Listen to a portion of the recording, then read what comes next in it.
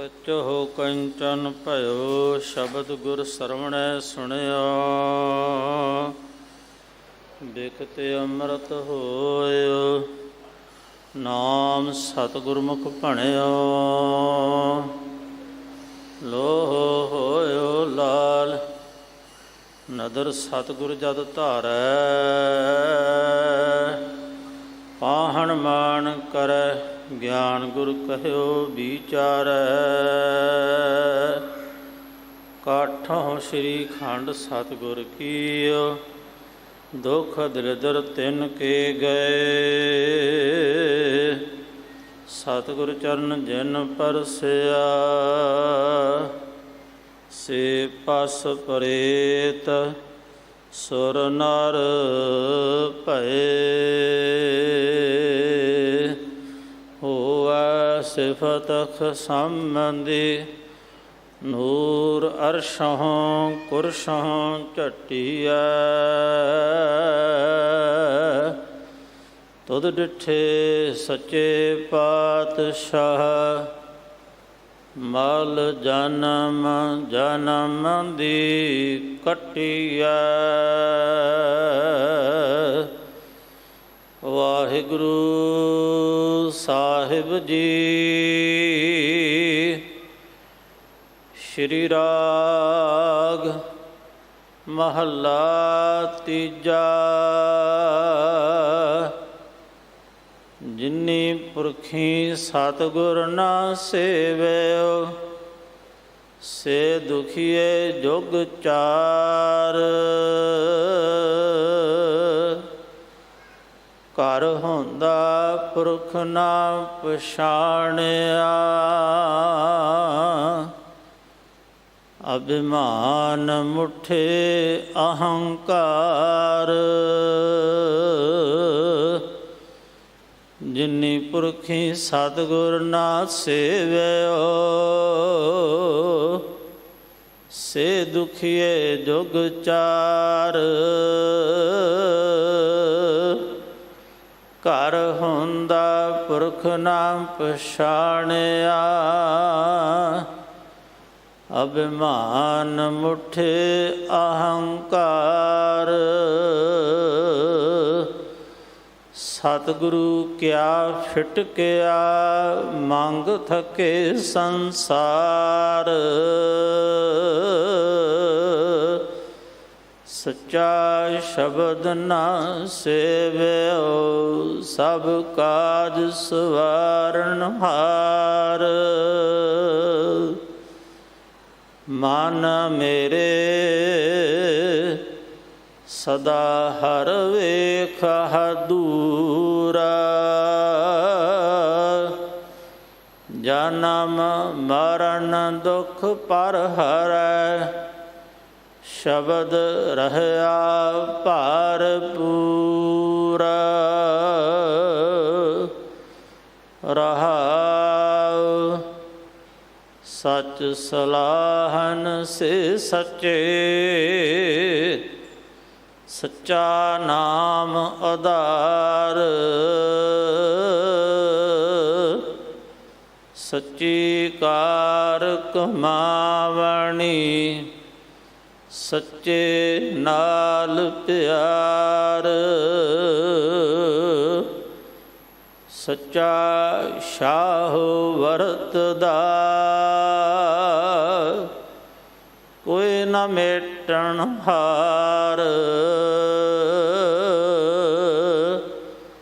ਮਨ ਮੁਖ ਮਹਿਲ ਨਾ ਪਾਇਨੀ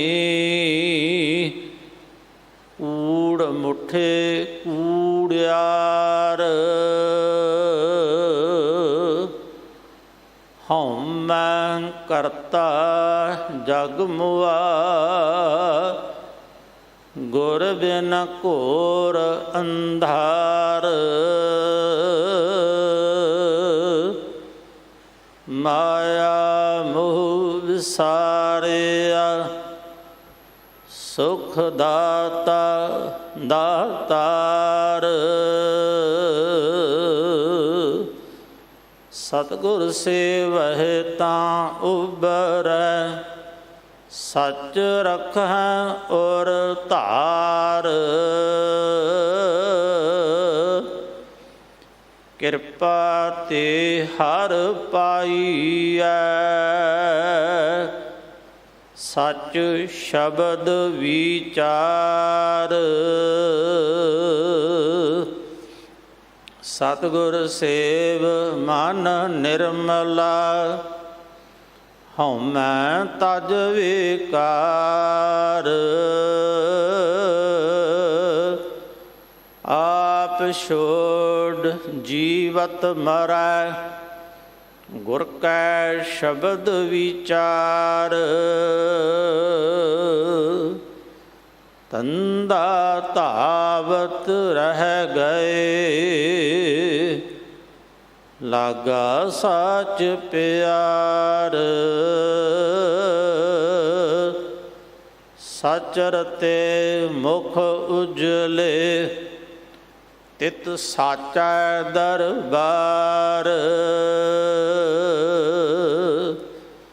ਸਤਿਗੁਰ ਪੁਰਖ ਨਾ ਮੰਨਿਓ। ਸ਼ਬਦ ਨਾ ਲਗੋ ਪਿਆਰ, ਇਸ਼ਨਾਨ ਦਾਨ ਜੇਤਾ ਕਰਹਿ। ਦੂਜੈ ਭਾਏ ਖੁਆਰ, ਹਰ ਜਿਉ ਆਪਣੀ ਕਿਰਪਾ ਕਰੇ। ਤਾਂ ਲਾਗੈ ਨਾਮ ਪਿਆਰ, ਨਾਨਕ ਨਾਮ ਸੰਭਾਲ ਤੂੰ। ਗੁਰ ਕੈ ਹੇਤ ਅਪਾਰ, ਹਰ ਜਿਉ ਆਪਣੀ ਕਿਰਪਾ ਕਰੇ। ਤਾਂ ਲਾਗੈ ਨਾਮ ਪਿਆਰ, ਨਾਨਕ ਨਾਮ ਸੰਭਾਲ ਤੂੰ। ਗੁਰ ਕੈ ਹੇਤ ਅਪਾਰ।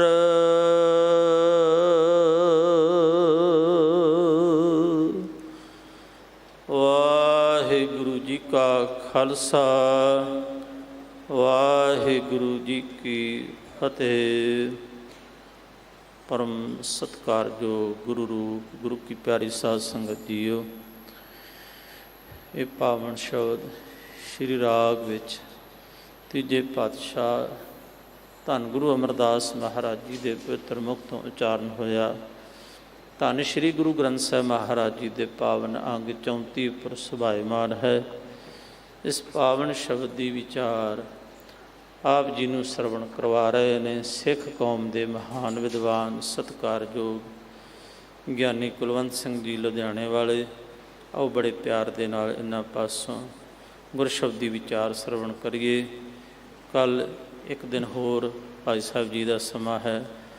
ਕੱਲ੍ਹ ਨੂੰ ਗੁਰਪੁਰਬ ਦਾ ਦਿਹਾੜਾ ਵੀ ਹੈ। ਧੰਨ ਧੰਨ ਸਾਹਿਬ ਸ੍ਰੀ ਗੁਰੂ ਗ੍ਰੰਥ ਸਾਹਿਬ ਮਹਾਰਾਜ ਜੀ ਦੇ ਪਹਿਲੇ ਪ੍ਰਕਾਸ਼ ਪੁਰਬ ਹਨ, ਜੋ ਹਰ ਸਾਲ ਦੀ ਤਰ੍ਹਾਂ ਗੁਰਦੁਆਰਾ ਮੋਤੀ ਬਾਗ ਸਾਹਿਬ ਵਿਖੇ ਮਨਾਏ ਜਾਣੇ ਨੇ। ਅੰਮ੍ਰਿਤ ਵੇਲੇ ਤੋਂ ਲੈ ਕੇ ਸ਼ਾਮ ਤੱਕ ਵਿਸ਼ੇਸ਼ ਦੀਵਾਨ ਸੱਜਣੇ ਨੇ।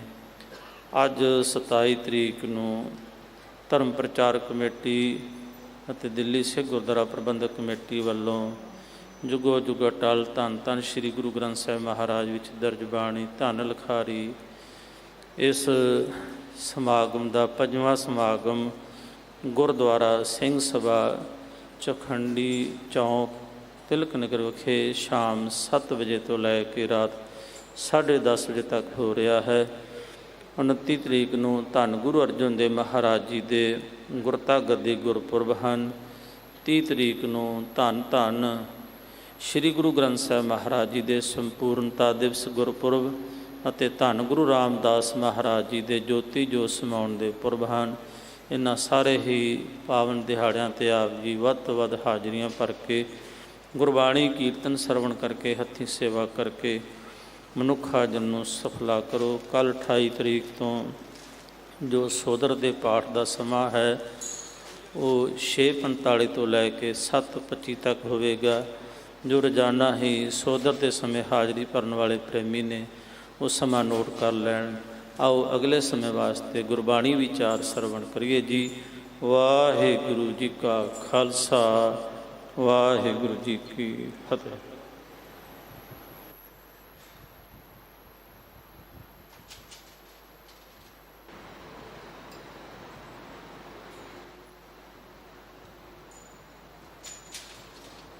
ਸਤਨਾਮ ਵਾਹਿਗੁਰੂ ਸਾਹਿਬ ਜੀਓ। ਗੁਰ ਬਿਨ ਘੋਰ ਅੰਧਾਰ, ਗੁਰੂ ਬਿਨ ਸਮਝ ਨ ਆਵੈ। ਗੁਰ ਬਿਨ ਸੁਰਤ ਨਾ ਸਿੱਧ, ਗੁਰੂ ਬਿਨ ਮੁਕਤ ਨ ਪਾਵੈ। ਗੁਰ ਕਰ ਸੱਚ ਵਿਚਾਰ, ਗੁਰੂ ਕਰ ਰੇ ਮਨ ਮੇਰੇ। ਗੁਰ ਕਰ ਸ਼ਬਦ ਸਪੁੰਨ, ਅਗਨ ਕਟੈ ਸਭ ਤੇਰੇ।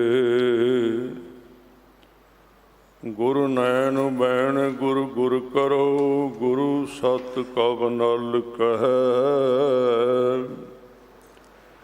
ਜਿਨ ਗੁਰੂ ਨਾ ਦੇਖਿਓ ਨਾ ਕੀਓ, ਤੇ ਅਕਿਆਤ ਸੰਸਾਰ ਮੈਂ। ਕਹਾਂ ਬੁੱਧ ਪ੍ਰਭ ਤੁਛ ਹਮਾਰੀ, ਬਰਨ ਸਕੈ ਮਹਿਮਾ ਜੋ ਤਿਹਾਰੀ। ਹਮ ਨਾ ਕਰਤ ਹਮ ਨਾ ਸਕਤ, ਕਰ ਸਿਫਤ ਤੁਮਾਰੀ। ਆਪ ਲਿਹੋ ਤੁਮ ਕਥਾ ਸੁਧਾਰੀ। ਸਤਿਗੁਰੂ ਦੀਨ ਦੁਨੀਆ ਦੇ ਪਾਤਸ਼ਾਹ, ਗੁਰਤਾ ਗੱਦੀ ਤੇ ਬਿਰਾਜਮਾਨ ਧੰਨ ਧੰਨ ਸ੍ਰੀ ਗੁਰੂ ਗ੍ਰੰਥ ਸਾਹਿਬ ਜੀ ਮਹਾਰਾਜ, ਗੁਰਦੇਵ ਪਾਤਸ਼ਾਹ ਧੰਨ ਗੁਰੂ ਹਰਿਕ੍ਰਿਸ਼ਨ ਸਾਹਿਬ ਮਹਾਰਾਜ ਜੀ ਦੇ ਚਰਨ ਛੂਹ ਅਸਥਾਨ ਗੁਰਦੁਆਰਾ ਬੰਗਲਾ ਸਾਹਿਬ ਵਿਖੇ ਅੰਮ੍ਰਿਤ ਵੇਲੇ ਤੋਂ ਸਜ ਰਹੇ ਦੀਵਾਨਾਂ ਵਿੱਚ ਹਾਜ਼ਰੀ ਭਰ ਰਹੇ ਸਤਿਕਾਰਯੋਗ ਸਾਧ ਸੰਗਤ ਜੀ, ਸਾਰੇ ਗੱਜ ਵੱਜ ਕੇ ਫਤਿਹ ਬੁਲਾਓ ਜੀ। ਵਾਹਿਗੁਰੂ ਜੀ ਕਾ ਖਾਲਸਾ, ਵਾਹਿਗੁਰੂ ਜੀ ਕੀ ਫਤਿਹ। ਆਪ ਜੀ ਹਰ ਰੋਜ਼ ਸਤਿਗੁਰੂ ਗੁਰੂ ਗ੍ਰੰਥ ਸਾਹਿਬ ਪਾਤਸ਼ਾਹ ਜੀ ਦੀ ਅਕਾਲੀ ਬਾਣੀ, ਧੁਰ ਕੀ ਬਾਣੀ ਲੜੀਵਾਰ ਰੂਪ ਦੇ ਵਿੱਚ ਵਿਚਾਰ ਸਰਵਣ ਕਰਦੇ ਹੋ। ਔਰ ਅੱਜ ਦੀ ਵਿਚਾਰ ਸਤਿਗੁਰੂ ਗਰੀਬ ਨਿਵਾਜ ਜੀ ਦੇ ਅੰਗ 34 ਉੱਪਰ ਸੁਭਾਏਮਾਨ ਹੈ। ਸ੍ਰੀ ਰਾਗ ਵਿੱਚ ਤੀਜੇ ਪਾਤਸ਼ਾਹ ਗੁਰੂ ਅਮਰਦਾਸ ਆਪ ਜੀ ਦੇ ਪਾਵਨ ਮੁਖਾਰਬਿੰਦ ਤੋਂ ਉਚਾਰਨ ਕੀਤੇ ਹੋਏ ਬਚਨ ਹਨ। ਸਤਿਗੁਰੂ ਜੀ ਨੇ ਇਸ 5 ਅੰਕਾਂ ਔਰ 1 ਰਹਾਉ ਦੀ ਤੁਕ ਦੇ ਵਿੱਚ ਆਪਣੇ ਸਿੱਖ ਨੂੰ ਸਿੱਧੇ ਮਾਰਗ 'ਤੇ ਪਾਉਣ ਵਾਸਤੇ, ਪਰਮਾਤਮਾ ਦੇ ਮਾਰਗ 'ਤੇ, ਅਕਾਲ ਪੁਰਖ ਦੇ ਮਾਰਗ 'ਤੇ ਸੌਖਾ ਕਰਨ ਵਾਸਤੇ ਕਿ ਇਸ ਰਾਹ 'ਤੇ ਚੱਲਦਿਆਂ ਮੇਰਾ ਸਿੱਖ ਭਟਕੇ ਨਾ, ਭਰਮੇ ਨਾ, ਤੇ ਜਲਦੀ ਪਰਮੇਸ਼ਰ ਵਾਹਿਗੁਰੂ ਦੇ ਘਰ ਤੱਕ ਪਹੁੰਚ ਜਾਏ, ਉਹਦੇ ਵਾਸਤੇ ਉਪਦੇਸ਼ ਬਖਸ਼ਿਸ਼ ਕੀਤਾ ਹੈ। ਸਤਿਗੁਰੂ ਜੀ ਨੇ ਜਿਵੇਂ ਕੱਲ੍ਹ ਆਪਾਂ ਵਿਚਾਰ ਕੀਤੀ ਸੀ, ਉਹਦੇ ਨਾਲ ਮਿਲਦੀ ਹੀ ਅੱਜ ਦੀ ਵਿਚਾਰ ਹੈ। ਮਹਾਰਾਜ ਨੇ ਰਹਾਉ ਦੀ ਤੁਕ ਵਿੱਚ ਬਚਨ ਕੀਤੇ ਹਨ, ਮਨ ਮੇਰੇ ਸਦਾ ਹਰ ਵੇਖ ਹਦੂਰ। ਸਾਰੇ ਸ਼ਬਦ ਦਾ ਬੇਸ ਆਧਾਰ ਇਸ ਪੰਕਤੀ ਦੇ ਵਿੱਚ ਹੈ ਕਿ ਹੇ ਮੇਰੇ ਮਨ, ਤੂੰ ਵਾਹਿਗੁਰੂ ਨੂੰ ਸਦਾ ਆਪਣੇ ਕੋਲ ਸਮਝ। ਵੇਖ, ਇੱਥੇ ਵੇਖ ਸ਼ਬਦ ਵਰਤਿਆ ਹੈ। ਔਰ ਇੱਕ ਗੱਲ ਹੋਰ ਕਹੀ ਹੈ, ਇੱਕ ਤਾਂ ਕਹਿ ਕੇ ਦੇਖ, ਇੱਕ ਕਿਹਾ ਹੈ ਸਦਾ ਦੇਖ। ਇਹ ਗੱਲਾਂ ਦੋਵੇਂ ਧਿਆਨ ਵਿੱਚ ਰੱਖਣ ਵਾਲੀਆਂ। ਕੰਮ ਤਾਂ ਕਰੇਗੀ ਇਹ ਦਵਾਈ, ਇਹ ਸ਼ਬਦ ਕੰਮ ਤਾਂ ਕਰੇਗਾ ਕਿ ਸਦਾ ਵੇਖਿਆ ਜਾਏਗਾ। ਹੁਣ ਇਹ ਬੜਾ ਔਖਾ ਹੈ, ਬੜਾ ਕਠਿਨ ਹੈ, ਕਿਉਂਕਿ ਬੰਦਾ 9 ਦੁਆਰਿਆਂ ਦੇ ਰਾਹੀਂ ਬਾਹਰ ਜਾਂਦਾ, ਧਿਆਨ ਖਿਲਰ ਜਾਂਦਾ ਹੈ। 1 ਘੰਟਾ ਲਾਏਗਾ, 2 ਘੰਟੇ ਲਾ ਲਏਗਾ, ਫਿਰ ਤਾਂ ਬਾਹਰ ਗੱਲਬਾਤ ਵੀ ਕਰਨੀ ਹੈ, ਕੰਮ ਵੀ ਕਰਨਾ ਹੈ। ਫਿਰ ਸਦਾ ਕਿਵੇਂ ਹੋ ਸਕਦਾ ਹੈ? ਇਹ ਸਦਾ ਦੀ ਅਵਸਥਾ ਬੜੇ ਟਾਈਮ ਬਾਅਦ ਆਉਂਦੀ ਹੈ, ਬੜੇ ਸਮੇਂ ਬਾਅਦ ਆਉਂਦੀ ਹੈ। ਨਹੀਂ ਤਾਂ ਵਿੱਚ ਵਿੱਚ ਵਾਹਿਗੁਰੂ ਭੁੱਲਦਾ ਹੈ। ਗੁਰੂ ਸਾਹਿਬ ਦਾ ਮਤਲਬ ਹੈ ਕਿ ਇਹਦੇ ਅੰਦਰ ਇੱਕ ਲਗਾਤਾਰ ਇੱਕ ਤਾਰ ਵੱਜਦੀ ਰਹੇ ਪਰਮਾਤਮਾ ਦੀ, ਕਿ ਉਹ ਮੇਰੇ ਬਿਲਕੁਲ ਨੇੜੇ ਹੈ। ਗੁਰੂ ਸਾਹਿਬ ਨੇ ਤੇ ਕਿਹਾ ਚੌਵਾਂ ਪਾਸੇ ਹੈ, ਅੱਗੇ ਇਕੱਲਾ ਅੱਗੇ ਨਹੀਂ ਦੇਖ ਰਹੇ ਹਾਂ ਆਪਾਂ। ਚੌ ਗਿਰਦ ਹਮਾਰੇ ਰਾਮ ਕਾਰ, ਦੁੱਖ ਲੱਗੈ ਨਾ ਭਾਈ। ਹੁਣ ਜਿਹੜਾ ਸਾਰੇ ਥਾਵਾਂ ਤੇ ਹੈ ਉਹ ਫਿਰ ਸਰੀਰ ਧਾਰੀ ਨਹੀਂ ਹੋ ਸਕਦਾ, ਸਰੀਰ ਇੱਕ ਥਾਂ ਤੇ ਹੈ। ਕੱਲ੍ਹ ਆਪਾਂ ਵਿਚਾਰ ਕਰਾਂਗੇ, ਕੱਲ੍ਹ ਗੁਰਪੁਰਬ ਹੈ, ਗੁਰੂ ਗ੍ਰੰਥ ਸਾਹਿਬ ਜੀ ਦਾ ਪਹਿਲਾ ਪ੍ਰਕਾਸ਼ ਹੈ। ਇੱਕ ਪਿੰਡੀ ਗੁਰੂ ਹੁੰਦਾ ਹੈ, ਇੱਕ ਬ੍ਰਹਮੰਡੀ ਗੁਰੂ ਹੁੰਦਾ ਹੈ। ਇੱਕ ਗੁਰੂ ਹੁੰਦਾ ਹੈ, ਇੱਕ ਗੁਰ ਹੁੰਦਾ ਹੈ। ਪਿੰਡੀ ਗੁਰੂ ਬਹੁਤ ਹੋਏ ਨੇ, ਬ੍ਰਹਮੰਡੀ ਗੁਰੂ ਇੱਕੋ ਹੀ ਹੈ ਸਿਰਫ। ਗੁਰ ਗੁਰ ਏਕੋ ਵੇਸ ਅਨੇਕ। ਉਹ ਗੁਰੂਆਂ ਦਾ ਗੁਰੂ ਜਿਹੜਾ ਸਾਰੇ ਗੁਰੂਆਂ ਦੇ ਵਿੱਚ ਵਰਤਿਆ ਹੈ, ਉਹ ਕੌਣ? ਗੁਰੂ ਗ੍ਰੰਥ ਸਾਹਿਬ ਜੀ ਮਹਾਰਾਜ ਹਨ। ਗੁਰੂ ਗ੍ਰੰਥ ਸਾਹਿਬ ਸੱਚੇ ਪਾਤਸ਼ਾਹ ਜੀ ਆਦਿ ਗੁਰੂ ਹਨ। ਆਪ ਜੀ ਕਦੀ ਧਿਆਨ ਨਾਲ ਗੁਰੂ ਗ੍ਰੰਥ ਸਾਹਿਬ ਜੀ ਦੇ ਸਰੂਪ ਦੇ ਸ਼ੁਰੂ ਵਿੱਚ ਵੇਖੋਗੇ ਤਾਂ ਆਪਾਂ ਕਹਿ ਦਿੰਦੇ ਹਾਂ ਸਿੱਧੇ, ਅਸੀਂ ਵੀ ਕਹਿ ਦਿੰਦੇ ਕਿ ਗੁਰੂ ਸਾਹਿਬ ਜੀ ਸ੍ਰੀ ਗੁਰੂ ਗ੍ਰੰਥ ਸਾਹਿਬ ਜੀ ਮਹਾਰਾਜ, ਪਰ ਉਹਦੇ ਅੱਗੇ ਸ਼ਬਦ ਲਿਖਿਆ ਹੋਇਆ ਆਦ ਸ੍ਰੀ ਗੁਰੂ ਗ੍ਰੰਥ ਸਾਹਿਬ ਜੀ ਮਹਾਰਾਜ। ਆਦ ਮੈਨੇ ਆਰੰਭਤਾ, ਮੁੱਢ ਮੂਲ ਸ਼ੁਰੂਆਤ, ਜਿੱਥੋਂ ਸ੍ਰਿਸ਼ਟੀ ਪੈਦਾ ਹੋਈ ਸੀ, ਗੁਰੂ ਗ੍ਰੰਥ ਸਾਹਿਬ ਜੀ ਸਭ ਤੋਂ ਪਹਿਲਾਂ ਸਨ। ਅੱਜ ਕਈ ਬੜਾ ਇਹ ਗੱਲ 'ਤੇ ਕਹਿੰਦੇ ਅਸੀਂ ਪਹਿਲਾਂ ਸੀ, ਦੂਸਰਾ ਪਹਿਲਾਂ ਸੀ ਕਿ ਦੂਸਰਾ ਬਾਅਦ ਵਿੱਚ ਹੈ, ਜਾਂ ਦੂਜਾ ਸਾਡੇ ਵਿੱਚੋਂ ਨਿਕਲਿਆ, ਮਜ਼ਹਬ ਦੂਜਾ, ਧਰਮ ਸਾਡੇ ਵਿੱਚੋਂ ਨਿਕਲਿਆ। ਜਦੋਂ ਆਦਿ ਗੁਰੂ ਦੀ ਗੱਲ ਆਉਂਦੀ ਹੈ ਤੇ ਆਦਿ ਗੁਰੂ ਗੁਰੂ ਗ੍ਰੰਥ ਸਾਹਿਬ ਜੀ ਨੇ, ਤੇ ਜਦੋਂ ਆਦਿ ਮਨੁੱਖ ਦੀ ਗੱਲ ਆਉਂਦੀ ਹੈ ਤੇ ਆਦਿ ਮਨੁੱਖ ਖਾਲਸਾ ਹੈ ਜੋ ਪਰਮਾਤਮਾ ਨੇ ਬਣਾਇਆ। ਬਾਕੀ ਮਨੁੱਖ ਸਾਰੇ ਉਹਦੇ ਤੋਂ ਬਾਅਦ ਵਿੱਚ ਹੋਏ ਨੇ। ਬਾਕੀਆਂ ਨੇ ਤੇ ਪਰਮਾਤਮਾ ਨੂੰ ਬਣਾਈ ਹੋਈ ਸਰੂਪ ਨੂੰ ਨਾ ਕਰ ਦਿੱਤੀ ਹੈ ਕਿ ਤੇਰਾ ਬਣਾਇਆ ਹੋਇਆ ਸਰੂਪ ਸਾਨੂੰ ਠੀਕ ਨਹੀਂ ਲੱਗਦਾ, ਅਸੀਂ ਇਹਨੂੰ ਤੋੜਾਂਗੇ, ਅਸੀਂ ਇਹਨੂੰ ਕੱਟਾਂਗੇ, ਇਹਦੇ ਕੇਸ ਕੱਟਾਂਗੇ, ਇਹਦੇ ਕੱਟ ਭੰਨ ਕਰਾਂਗੇ ਵਿੱਚ। ਫਿਰ ਉਹ ਧਰਮ ਆਦਿ ਕਿਵੇਂ ਹੋ ਸਕਦੇ ਨੇ ਜਿਹੜੇ ਪਰਮਾਤਮਾ ਦੀ ਦਿੱਤੀ ਹੋਈ ਬੜੀ ਵੱਡੀ ਗਿਫਟ, ਬੜੀ ਵੱਡੀ ਸੌਗਾਤ ਇਸ ਸਰੀਰ ਨੂੰ ਸਾਬਤ ਨਹੀਂ ਰੱਖਦੇ, ਸਾਬਤ ਨਹੀਂ ਰੱਖ ਸਕਦੇ, ਤਾਂ ਫਿਰ ਉਹ ਸਾਧ ਸੰਗਤ ਜੀ ਆਦਿ ਮਨੁੱਖ ਕਿਵੇਂ ਹੋ ਸਕਦੇ ਹਨ? ਆਦਿ ਮਨੁੱਖ ਤੇ ਖਾਲਸਾ ਹੀ ਹੈ। ਖਾਲਸੇ ਦੇ ਵਿੱਚੋਂ ਹੀ ਅੱਗੇ ਛੋਟੇ ਛੋਟੇ ਨਦੀਆਂ ਨਾਲੇ ਨਿਕਲੇ ਹਨ। ਇਹ ਕੋਈ ਮੈਂ ਤਾਂ ਨਹੀਂ ਕਹਿ ਰਿਹਾ ਵੀ ਮੈਂ ਅੰਮ੍ਰਿਤ ਛਕਿਆ ਹੈ, ਇਹਦੇ ਬਾਰੇ ਗੱਲਬਾਤ ਕੀਤੀ ਜਾ ਸਕਦੀ ਹੈ, ਚਰਚਾ ਕੀਤੀ ਜਾ ਸਕਦੀ, ਵਿਚਾਰ ਕੀਤੀ ਜਾ ਸਕਦੀ। ਇਸ ਲਈ ਆਪਾਂ ਭਾਗਾਂ ਵਾਲੇ ਹਾਂ। ਆਪਣੇ ਕੋਲ ਉਹ ਗੁਰੂ ਹੈ ਜੋ ਆਦਿ ਗੁਰੂ ਹੈ, ਜਿਹਦੇ ਵਿੱਚੋਂ ਸਾਰੇ ਅਵਤਾਰ, ਸਾਰਾ ਕੁਝ ਨਿਕਲਿਆ। ਕੱਲ੍ਹ ਇਹਦੀ ਵਿਚਾਰ ਵਿਸਤਾਰ ਵਿੱਚ ਕਰਾਂਗੇ। ਅੱਜ ਇੱਕ ਵਿਸ਼ਾ ਆਪਾਂ ਕੱਲ੍ਹ ਵਿਚਾਰ ਕੀਤੀ ਸੀ ਕਿ ਪਰਮਾਤਮਾ ਦਾ ਨਿਵਾਸ ਕਿੱਥੇ ਹੈ। ਇੱਕ ਤਾਂ ਸਾਰੇ ਪਾਸੇ ਹੈ ਮਹਾਰਾਜ, ਕਿਉਂਕਿ ਇਹਦੇ ਵਿੱਚ ਕਹਿ ਰਹੇ ਨੇ ਕਿ ਹਜ਼ੂਰੀ ਵਿੱਚ ਰਹੋ ਤੇ ਅਕਾਲ ਪੁਰਖ ਨੂੰ ਕੋਲੇ ਸਮਝ, ਬਿਲਕੁਲ ਨਾਲ ਸਮਝ। ਤਾਂ ਕਿਵੇਂ ਹੋ ਸਕੇਗਾ? ਜਿੱਦਣ ਸੁਰਤੀ ਜਾਗ ਪੈਗੀ ਉਦਣ ਹੋਏਗਾ।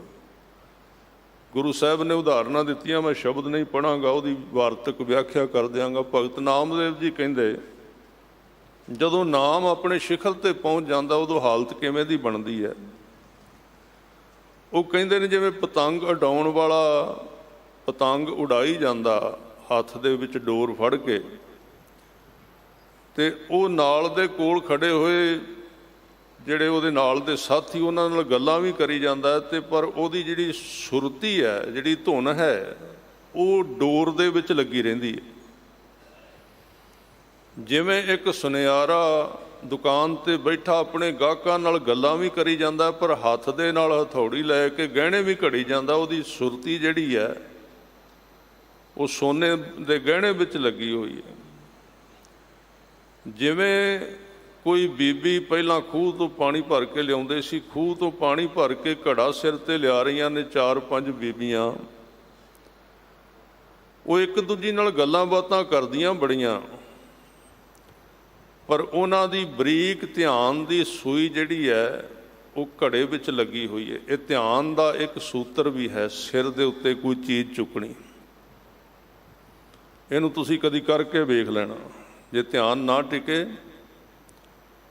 ਇਸ ਲਈ ਸੇਵਾ ਦਿੱਤੀ ਹੈ ਗੁਰੂ ਸਾਹਿਬ ਨੇ, ਅੱਗੋਂ ਕਾਰ ਸੇਵਾ ਹੈ। ਕਾਰ ਸੇਵਾ ਦੇ ਵਿੱਚ ਟੋਕਰੀ ਸਿਰ ਤੇ ਚੁੱਕ ਕੇ ਸਤਿਨਾਮ ਵਾਹਿਗੁਰੂ ਦਾ ਜਾਪ ਕੀਤਾ ਜਾਂਦਾ ਹੈ। ਇੱਕ ਵਿਗਿਆਨਕ ਪ੍ਰਕਿਰਿਆ ਹੈ, ਕਿਉਂਕਿ ਜਦੋਂ ਸਿਰ ਤੇ ਭਾਰ ਹੋਵੇਗਾ ਸੁਰਤੀ ਸਾਰੇ ਸਰੀਰ ਦੀ ਸਿਰ ਵੱਲ ਨੂੰ ਖਿੱਚ ਪਏਗੀ। ਜਿੰਨੀ ਸਰੀਰ ਦੇ ਵਿੱਚ ਸੁਰਤੀ ਲੱਗੀ ਹੋਈ ਹੈ, ਪਰ ਇਹਦੇ ਬਾਰੇ ਆਪਾਂ ਵਿਚਾਰ ਕਰਾਂਗੇ, ਸੁਣਾਂਗੇ ਤਾਂ। ਇਹ ਨਹੀਂ ਕਿ ਹੁਣ ਤਾਂ ਚਲੋ ਸੇਵਾ ਤੇ ਲੋਕ ਆਉਂਦੇ ਨਹੀਂ।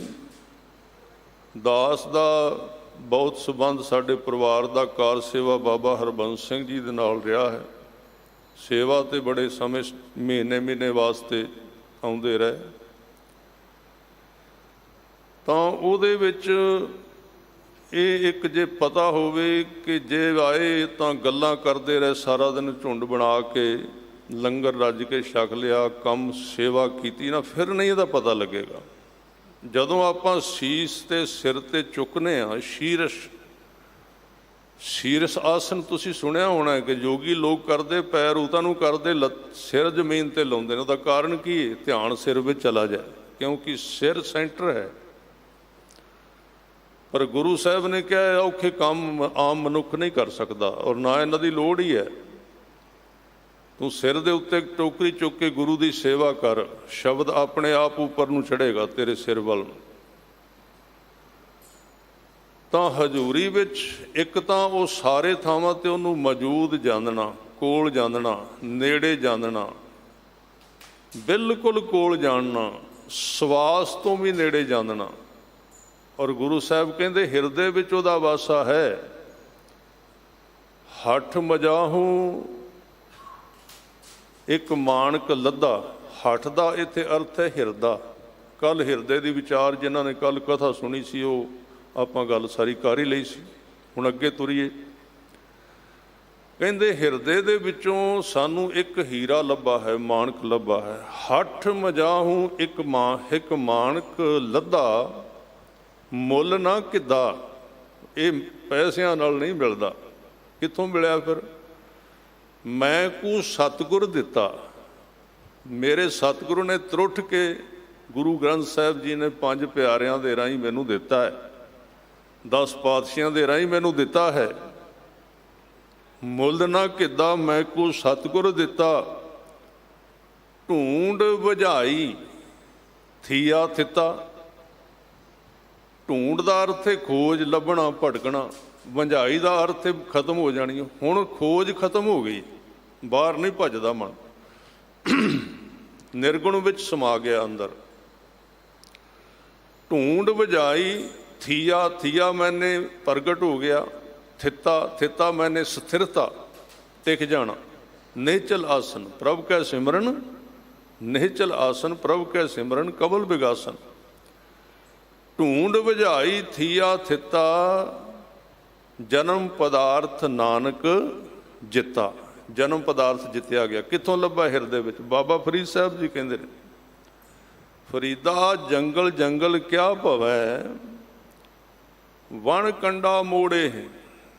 ਕਿੱਧਰ ਭਟਕਦਾ ਫਿਰਨਾ ਜੰਗਲ ਵਿੱਚ, ਇੱਧਰ ਉਧਰ ਉਧਰ, ਤੂੰ ਕਿੱਧਰ ਜਾ ਰਿਹਾ, ਕਿੱਧਰ ਭਟਕ ਰਿਹਾ ਹੈ।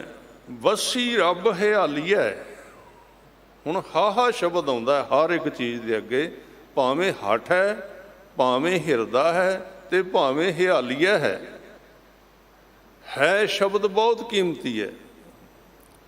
ਵਾਹਿਗੁਰੂ ਗੁਰ ਮੰਤਰ ਦੇ ਵਿੱਚ ਹਾਹਾ ਸ਼ਬਦ ਬਹੁਤ ਕੀਮਤੀ ਹੈ। ਮਨੁੱਖ ਦੇ ਹਿਰਦੇ ਤੇ ਚੋਟ ਮਾਰਦਾ ਜਦੋਂ ਸਿੱਖ ਵਾਹਿਗੁਰੂ ਕਹਿੰਦਾ। ਇਹ ਨਹੀਂ ਵੀ ਸਿੱਧਾ ਹਾਹਾ ਸ਼ਬਦ ਪੂਰਾ ਬੋਲਿਆ ਜਾਏ ਤੇ ਮਨੁੱਖ ਦੇ ਹਿਰਦੇ ਤੇ ਚੋਟ ਵੱਜਦੀ ਹੈ, ਉਹ ਖੁੱਲ੍ਹਦਾ ਹੈ, ਉਹ ਜਾਗਰਿਤ ਹੁੰਦਾ, ਉਹਦੀਆਂ ਸ਼ਕਤੀਆਂ ਜਾਗਦੀਆਂ ਨੇ, ਤੇ ਉਹਦੀ ਸ਼ਕਤੀ ਆ ਪ੍ਰੇਮ। ਤਾਂ ਉਹਦੇ ਵਿੱਚ ਵਸੀ ਰੱਬ ਹਿਆਲੀਐ। ਬਾਬਾ ਫਰੀਦ ਸਾਹਿਬ ਕਹਿੰਦੇ ਵੀ ਕਿੱਧਰ ਤੁਰਿਆ ਫਿਰਨਾ, ਰੱਬ ਤੇ ਤੇਰੇ ਵਿੱਚ ਵਸਦਾ ਹਿਰਦੇ ਦੇ। ਵਸੀ ਰੱਬ ਹਿਆਲੀਐ, ਜੰਗਲ ਕਿਆ ਢੂੰਡੇ। ਬਾਹਰ ਕਿੱਧਰ ਲੱਭਦਾ ਫਿਰਨਾ, ਉਹ ਤਾਂ ਤੇਰੇ ਹਿਰਦੇ ਦੇ ਵਿੱਚ ਵਸਦਾ ਹੈ। ਤੇ ਬਾਹਰ ਸਾਡੀ ਆਦਤ ਪੱਕਣ ਕਰਕੇ ਅਸੀਂ ਬਾਹਰ ਰਹਿੰਦੇ ਹਾਂ। ਗੁਰੂ ਸਾਹਿਬ ਕਹਿੰਦੇ ਹਿਰਦੈ ਨਾਮ ਵਸਾਇਓ। ਹਿਰਦੇ ਵਿੱਚ ਨਾਮ ਨੂੰ ਵਸਾਉਣਾ ਹੈ। ਹਿਰਦੈ ਨਾਮ ਵਸਾਇਓ, ਘਰ ਬੈਠੇ ਗੁਰੂ ਧਿਆਇਓ। ਇੱਥੇ ਘਰ ਦਾ ਅਰਥ ਹੈ ਖਿਆਲਾਂ ਨੂੰ ਸੰਕੋਚ ਕੇ ਸ਼ਬਦ ਵਿੱਚ ਲਾ ਕੇ ਪੜ੍ਹੋ ਇੱਕ ਵਾਰੀ ਸ਼ਬਦ ਸਾਰੇ, ਫਿਰ ਆਪਾਂ ਵਿਚਾਰ ਦੀ ਆਰੰਭਤਾ ਕਰਾਂਗੇ। ਹਿਰਦੈ ਨਾਮ ਵਸਾਇਓ, ਹਿਰਦੈ ਨਾਮ ਵਸਾਇਓ, ਹਿਰਦੈ ਨਾਮ।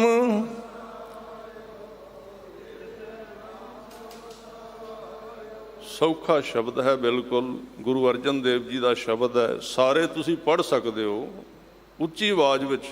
ਗਾਵੇ ਕੋ ਤਾਣ, ਤਾਣ ਨਾਲ ਬੋਲੋ, ਸ਼ਕਤੀ ਲਾਓ। ਜਿੰਨੀ ਆਵਾਜ਼ ਲੰਗਰ ਵਿੱਚ ਆਉਂਦੀ ਹੈ ਇੱਥੇ ਨਹੀਂ ਆਉਂਦੀ। ਲੰਗਰ ਵੀ ਛਕੀ ਆਉਂਦੇ ਹਾਂ, ਬੋਲੀ ਵੀ ਆਉਂਦੇ ਹਾਂ, ਬੜਾ ਰੌਲਾ ਪੈਂਦਾ। ਬਾਣੀ ਵਿੱਚ ਬੋਲੋ, ਸ਼ਬਦ ਵਿੱਚ ਬੋਲੋ, ਤਾਂ ਗੱਲ ਬਣੇਗੀ। ਹਿਰਦੈ ਨਾਮ ਵਸਾਇਓ, ਹਿਰਦੈ ਨਾਮ ਵਸਾਇਓ, ਹਿਰਦੈ।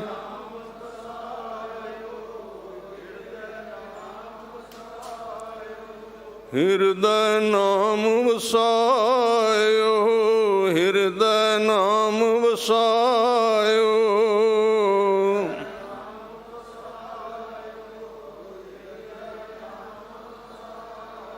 ਘਰ ਬੈਠੇ ਗੁਰੂ ਧਿਆਇਓ, ਘਰ ਬੈਠੇ ਗੁਰੂ ਧਿਆਇਓ, ਘਰ ਬੈਠੇ।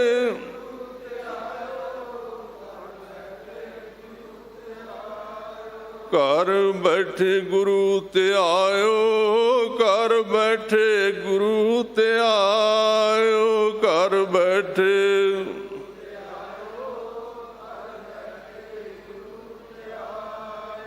ਹਿਰਦੈ ਨਾਮ ਵਸਾਇਓ, ਹਿਰਦੈ ਨਾਮ ਵਸਾਇਓ, ਹਿਰਦੈ।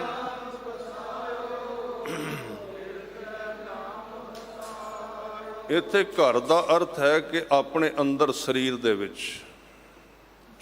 ਵਿੱਚ ਮਨ ਹੈ, ਉਹਦੇ ਵਿੱਚ ਜਿਵੇਂ ਆਪਾਂ ਪਹਿਲਾਂ ਗੱਲ ਕੀਤੀ ਹੈ, ਜਿਵੇਂ ਪਤੰਗ ਵਾਲੀ ਗੱਲ ਹੈ, ਸੋਨੇ ਵਾਲੀ ਗੱਲ ਹੈ। ਇੱਕ ਬੀਬੀਆਂ ਘੜਾ ਸਿਰ ਤੇ ਚੁੱਕਦੀਆਂ, ਉਹਨਾਂ ਦੀ ਗੱਲ ਹੈ। ਦੋ ਉਦਾਹਰਨਾਂ ਰਹਿ ਗਈਆਂ ਸੀ ਉਸ ਸ਼ਬਦ ਦੇ ਵਿੱਚੋਂ। ਜਿਵੇਂ ਇੱਕ ਗਾਂ ਦੀ ਪ੍ਰੀਤ ਆਪਣੇ ਛੋਟੇ ਜਿਹੇ ਬੱਚੇ ਵਿੱਚ ਹੁੰਦੀ ਹੈ, ਭਾਵੇਂ ਉਹਨੂੰ 5 ਕੋਹਾਂ ਤੇ ਚਰਾਣ ਲੈ ਜਾਓ, ਉਹਦਾ ਧਿਆਨ ਪਿੱਛੇ ਬੱਚੇ ਵਿੱਚ ਰਹਿੰਦਾ, ਉਹਨੂੰ ਕਹਿੰਦੇ ਨੇ ਹਿਰਦਾ। ਉਹ ਗਾਂ ਹਿਰਦੇ ਨਾਲ ਆਪਣੇ ਬੱਚੇ ਨੂੰ ਯਾਦ ਕਰ ਰਹੀ ਹੈ। ਪਤੰਗ ਉਡਾਉਣ ਵਾਲਾ ਸਰੀਰ ਨਾਲ ਗੱਲਾਂ ਹੋਰ ਕਿਸੇ ਨਾਲ ਕਰਦਾ, ਪਰ ਹਿਰਦਾ ਉਹਦਾ ਪਤੰਗ ਦੀ ਡੋਰ ਵਿੱਚ ਹੈ। ਇਸੇ ਤਰ੍ਹਾਂ ਅੱਗੇ ਕਹਿੰਦੇ ਭਗਤ ਜੀ, ਕਹਿਤ ਨਾਮ ਦਿਓ ਸੁਣੋ ਤੇ ਲੋਚਨ, ਬਾਲਕ ਪਾਲਨ ਪੌੜੀ ਅਲੇ।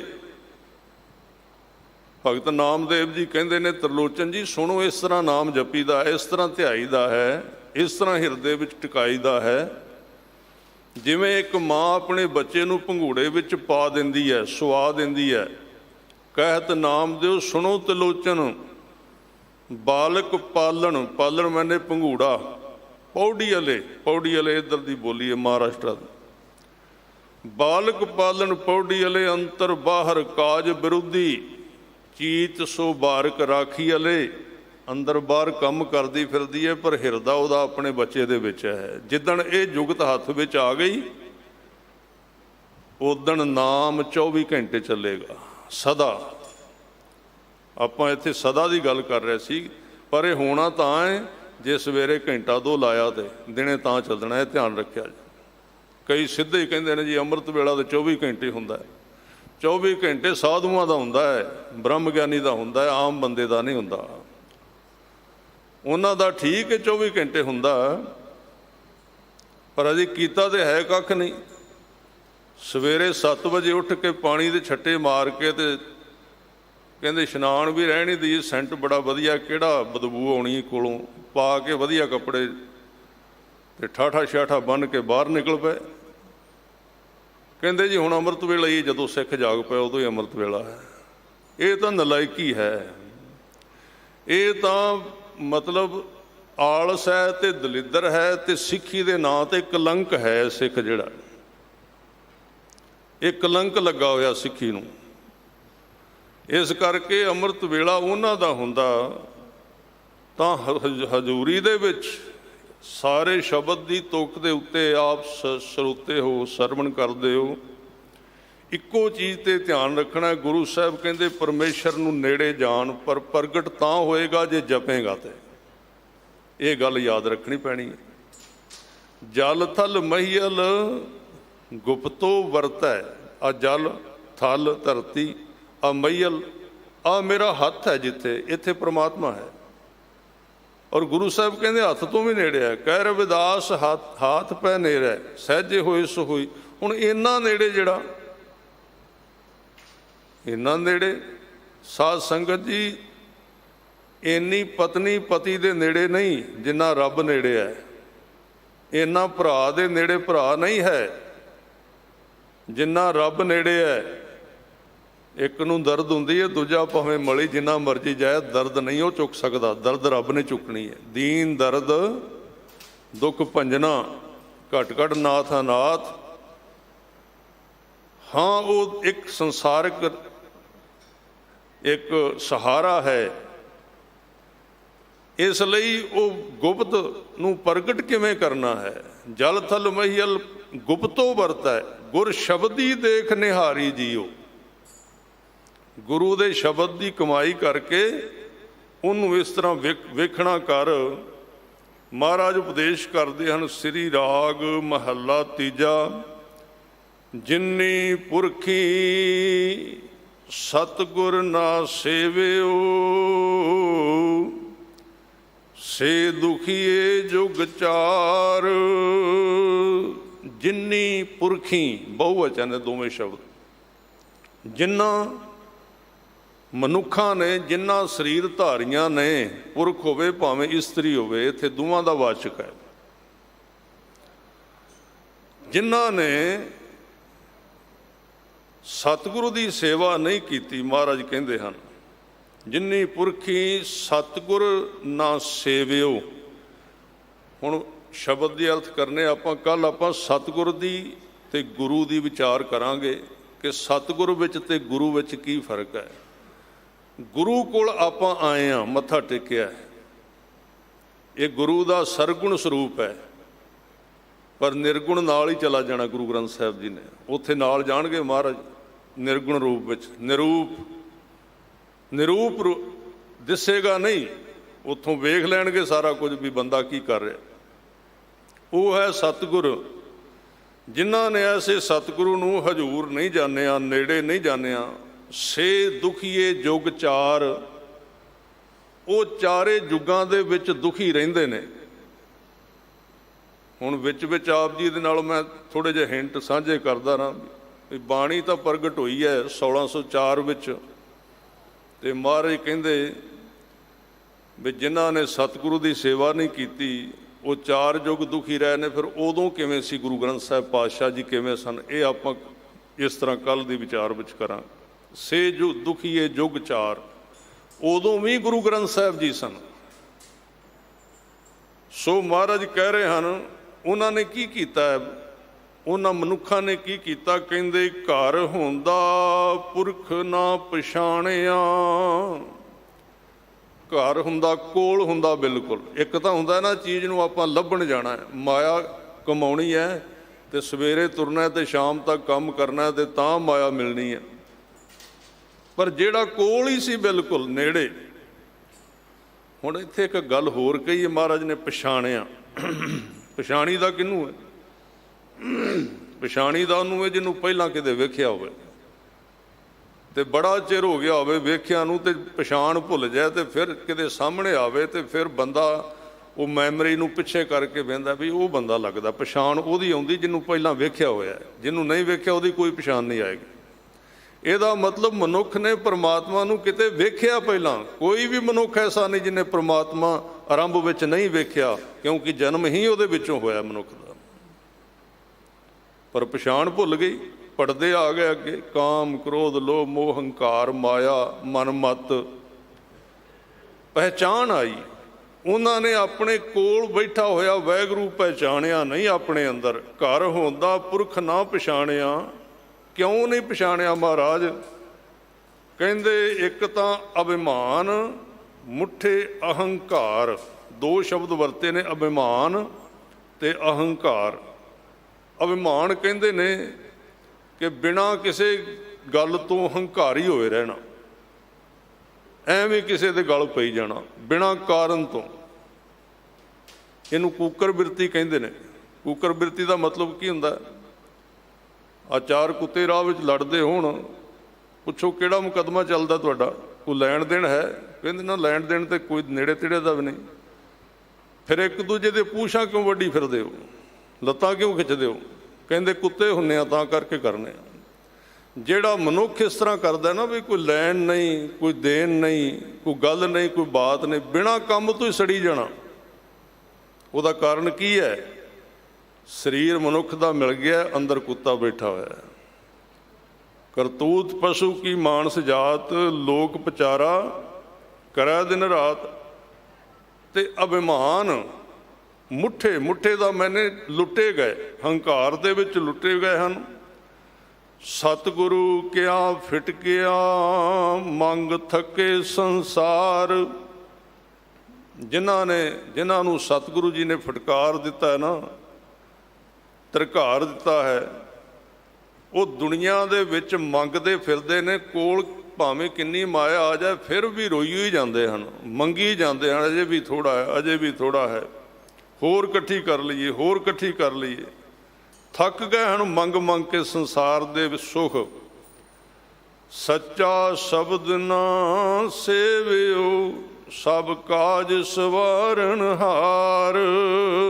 ਸੱਚਾ ਸ਼ਬਦ ਜੋ ਸਦਾ ਕਾਇਮ ਰਹਿੰਦਾ, ਨਾਮ ਦਾ ਨਿਰਗੁਣ ਸਰੂਪ, ਗੁਰਬਾਣੀ ਦਾ ਨਿਰਗੁਣ ਸਰੂਪ, ਉਹਦੀ ਸੇਵਾ ਨਹੀਂ ਕੀਤੀ, ਉਹਦਾ ਸੇਵਨ ਨਹੀਂ ਕੀਤਾ। ਸੇਵਾ ਇੱਕ ਸਰੀਰ ਕਰਕੇ ਹੁੰਦੀ ਹੈ ਹੱਥਾਂ ਨਾਲ, ਤੇ ਜੀਵਨ ਕਰਕੇ ਸੇਵਾ ਹੁੰਦੀ ਹੈ ਸੇਵਨ ਕਰਨਾ ਗੁਰੂ ਦੇ ਉਪਦੇਸ਼ ਨੂੰ। ਆਪਾਂ ਕਹਿੰਦੇ ਹਾਂ ਫਲਾਣਾ ਨਸ਼ਿਆਂ ਦਾ ਸੇਵਨ ਕਰਦਾ ਹੈ, ਪੀਂਦਾ ਹੈ। ਗੁਰੂ ਕੇ ਉਪਦੇਸ਼ ਨੂੰ ਪੀਣਾ। ਉਹਨਾਂ ਨੇ, ਮਹਾਰਾਜ ਕਹਿੰਦੇ, ਸੱਚੇ ਸ਼ਬਦ ਨੂੰ ਸੇਵਿਆ ਨਹੀਂ ਹੈ, ਸੇਵਨ ਨਹੀਂ ਕੀਤਾ। ਜਿਹੜਾ ਸ਼ਬਦ ਸਾਰੇ ਕੰਮ ਸਵਾਰਨ ਯੋਗ ਹੈ, ਸਾਰੇ ਕੰਮ ਪੂਰੇ ਕਰ ਦਿੰਦਾ। ਮਨ ਮੇਰੇ ਸਦਾ ਹਰ ਵੇਖ ਹਦੂਰ।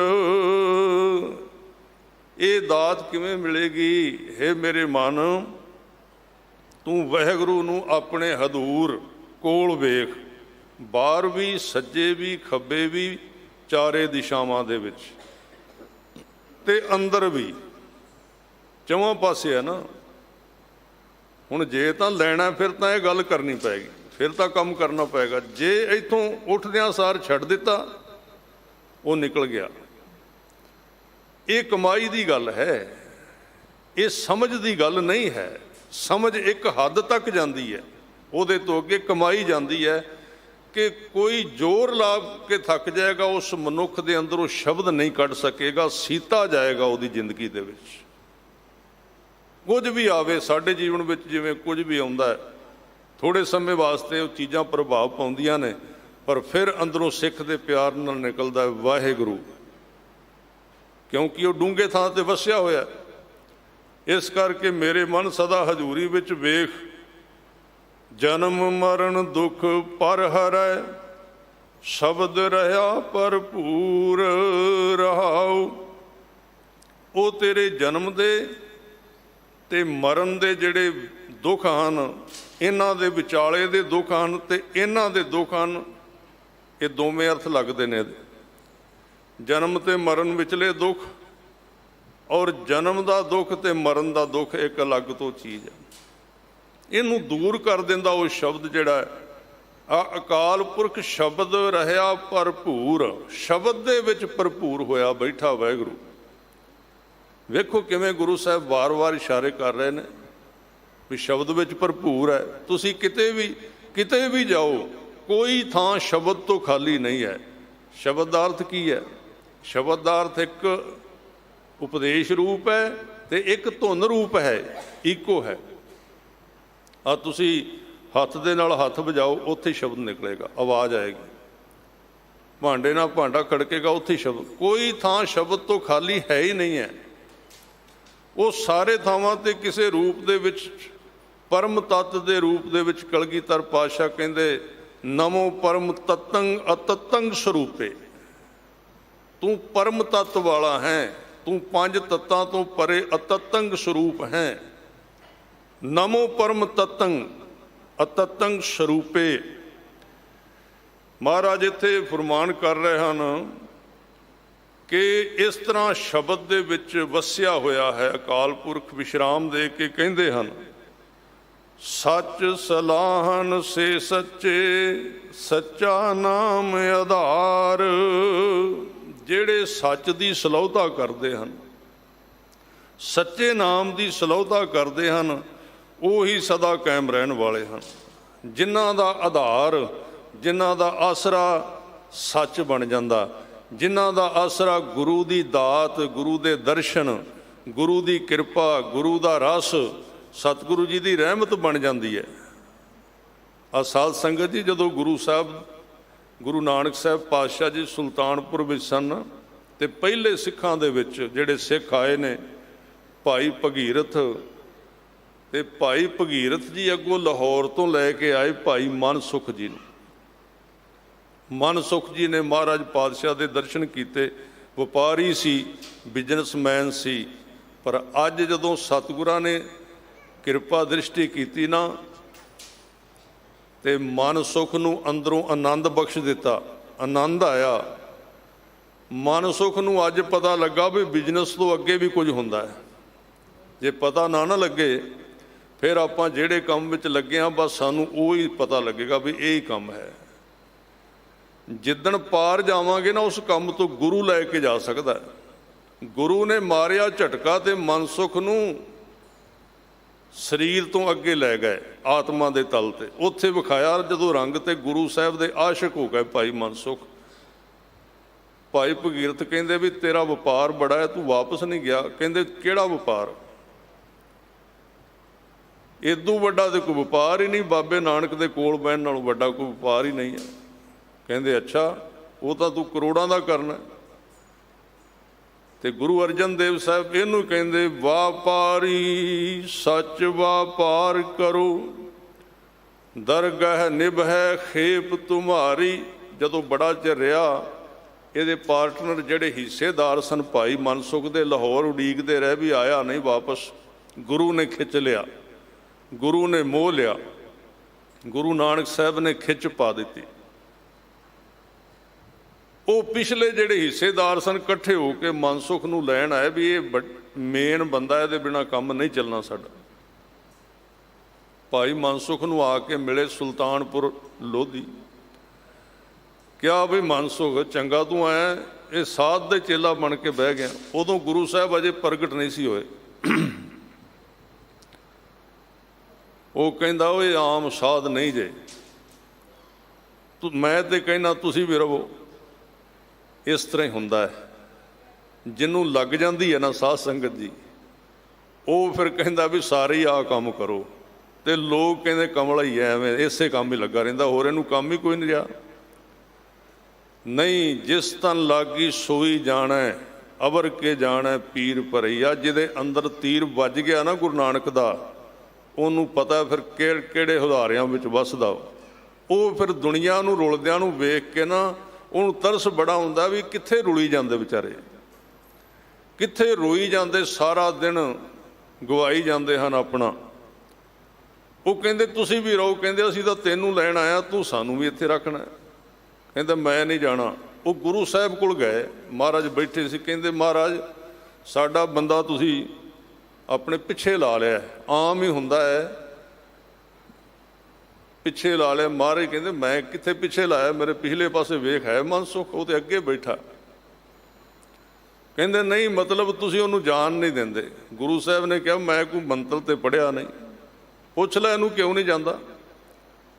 ਮਨਸੁਖ ਚੁੱਪ ਕਰਕੇ ਆਨੰਦ ਵਿੱਚ ਬੈਠਾ। ਕੋਈ ਪਾਣੀ ਦਾ ਤੁਪਕਾ ਡਿੱਗਦਾ, ਗੁਰੂ ਦੇ ਕੋਲ ਕੀ ਹੈ ਸਿੱਖ ਹੀ ਜਾਣ ਸਕਦਾ ਹੈ, ਕਿਸੇ ਆਮ ਬੰਦੇ ਦੇ ਵੱਸ ਦੀ ਗੱਲ ਨਹੀਂ ਹੈ। ਆਮ ਤੇ ਕਹੇਗਾ ਐਵੇਂ ਟਾਈਮ ਖਰਾਬ ਕਰੀ ਜਾਂਦੇ। ਸਤਿਗੁਰਾਂ ਨੇ ਕਿਹਾ ਭਾਈ ਮਨਸੁਖ ਕਾਰੋਬਾਰ ਵੀ ਕਰਨਾ ਹੈ ਆਪਾਂ, ਚੱਲ ਤੇਰੇ ਤੇ ਕਿਰਪਾ ਹੋ ਗਈ ਹੈ, ਉੱਥੇ ਆਪਣਾ ਇਹ ਆਏ ਨੇ ਇਹਨਾਂ ਦੇ ਨਾਲ ਚਲਾ ਜਾ। ਮਹਾਰਾਜ ਨਹੀਂ, ਤੁਹਾਡੇ ਚਰਨਾਂ ਤੋਂ ਦੂਰ ਜਾਣ ਨੂੰ ਚਿੱਤ ਨਹੀਂ ਕਰਦਾ। ਸਤਿਗੁਰਾਂ ਨੂੰ ਪਤਾ ਸੀ ਉਹਦੀ ਹਾਲਤ ਜਾ ਨਹੀਂ ਸਕਦਾ। ਮਹਾਰਾਜ ਨੇ ਧੱਕੇ ਨਾਲ ਤੋੜ ਦਿੱਤਾ ਸਾਥੀਆਂ ਦੇ, ਤੇ ਜਦੋਂ ਥੋੜੀ ਜਿਹੀ ਦੂਰ ਗਿਆ ਨਾ ਨਾਲ ਸਾਧ ਸੰਗਤ ਜੀ 2-4 ਕਿੱਲੇ ਗਿਆ ਤੇ ਦੌੜ ਕੇ ਭੱਜ ਕੇ ਵਾਪਸ ਆਇਆ। ਭੱਜ ਕੇ ਆ ਕੇ ਚਰਨਾਂ ਨੂੰ ਚੰਬੜ ਗਿਆ ਤੇ ਅੱਖਾਂ ਵਿੱਚੋਂ ਪਾਣੀ ਡਿੱਗਣ ਲੱਗ ਪਿਆ। ਚਰਨ ਨਾ ਛਾਡੋ ਸਰੀਰ ਕਲ ਜਾਈ। ਉੱਥੇ ਜਾ ਕੇ ਫਿਰ ਰਾਜ ਹੋਰ ਚੀਜ਼ਾਂ ਛੋਟੀਆਂ ਰਹਿ ਜਾਂਦੀਆਂ। ਮਹਾਰਾਜ ਪਾਤਸ਼ਾਹ ਕਹਿੰਦੇ ਪੜ੍ਹੋ ਸਾਰੇ ਪਿਆਰ ਦੇ ਨਾਲ, ਮਨ ਪ੍ਰੀਤ ਚਰਨ ਕਮਲਾਰੇ, ਮਨ ਪ੍ਰੀਤ ਚਰਨ ਕਮਲਾਰੇ, ਮਨ ਪ੍ਰੀਤ